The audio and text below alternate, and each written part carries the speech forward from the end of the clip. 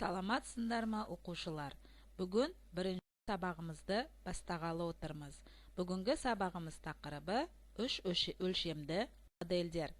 Сабағымыздың мақсаты үш өлшемді модель туралы түсінік алу және үш өлшемді модельдеу қай салаларда қолданылатынын білу. Алдымен модель ұғымына тоқталып өтсек.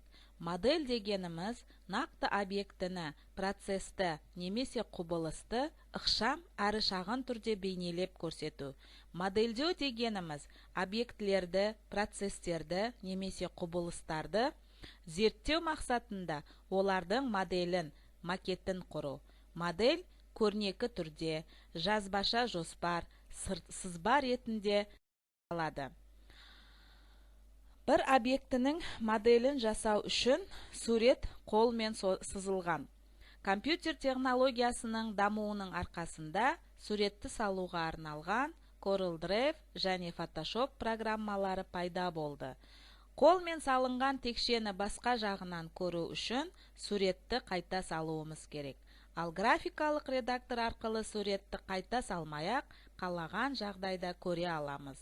Бұрамыз, жөндейміз, үлкейтеміз, кішірейтеміз. Суретті қағазға салуда екі өлшемді жұмыс алаңы мен жұмыс істейміз. 2D атауы Demington сөзінің қысқарған түрі. 2D графикасы түсінуге және сызуға оңай. Бұл оның артықшылығы болып табылады. Қазіргі күнде 3D графикасы қолданылуда. 3D графикасы 2D графикасыға қарағанда жұмыс істеу кеңістігі өзгеше. 3D графикасында 2D графикасына қарағанда биіктігі, еніне қоса тереңдігі де есепке алынған. 3D графикасы үш өлшемді фигуралар кескінін сызуға арналған. 3D графикасында бейне салынбайды, құрастырылады. Себебі оның көмегімен кеңістіктегі көлемді фигуралар тұрғызылады. 3D графика арқылы модельдердің көптеген түрін жасауға болады. Оның көмегімен бір рет жасалған модельдерге өзгерістер енгізуге, толықтыру жасауға, түрлі нысандардың визуалды ортада кескінін мүмкіндігінше шынайы бейнесін беруге болады. Үш қатпарлы, яғни 3D анимация және модельдеу соңғы жылдары тез қарқынмен дамып, кең ауқымды қолданысқа түсті. Бұл сөзсіз өнердің жаңа саласы.